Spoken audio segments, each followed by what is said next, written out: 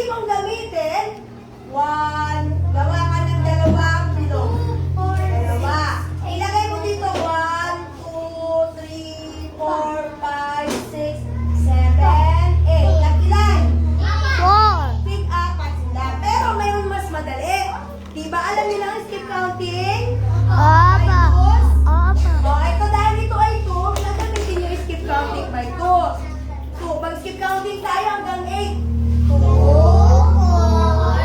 6, 8. 2, 4, 6, 8. Ilan? The answer is 4. Walang magsusulat, walang magsusulat. Just listen to teacher. Okay, the answer is 4. Kasi ginamitan natin ang skip counting. Pwede rin ninyong gamitin ito, ganito. Nagawa kayo ng pangkat na dalawa. Kaya number 2, pwede kayong gumamit ng dalawang bilog na pangkat. Hahatiin nyo yung 12 sa dalawa. 1, 2, 3, 4, 5, 6, 7, 8, 9, 10, 11, 12. O ilan? 1, 2, 3, 4, 5, 6. O ilan naman bawat bilog? 6. Pwede nyo rin gamitin. Mas madali kung gagamitin mo ang skip counting by 2 hanggang 12. Sino ba nagsasalita? Okay, simulan natin. Skip counting tayo by 2 hanggang 12. 2, 3.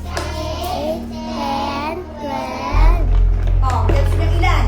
12, Okay, yun ang sagot. So, mas madali ba ito? Ano mas madali? Skip counting o itong pangkat-pangkat?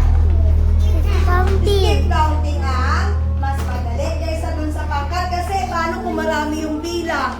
Mahihirapan kayo. Okay. What is 1/2 of 6? Anak, kayo na pa yan. 1/2 of 6. Okay. 2. Mag-skip counting tayo by 2. 2, 4, 6. Ilan? 3, Okay. 1/2 of 2. 2. Yun. 1/2 of 10. Ang bilis niya. 2, 4, 6, 8, 10. O, tatli, di ba? 1/2 of 4. 2, 4. Ang galing mo. 1/2 of 14. 2, 4, 6, 8, 10, 12, 14. O, di ba madali? Nagigets na ba ang 1/2? Opo. Bukas naman 1/4 tayo. And 1/2 of 20. 10. Ang galing.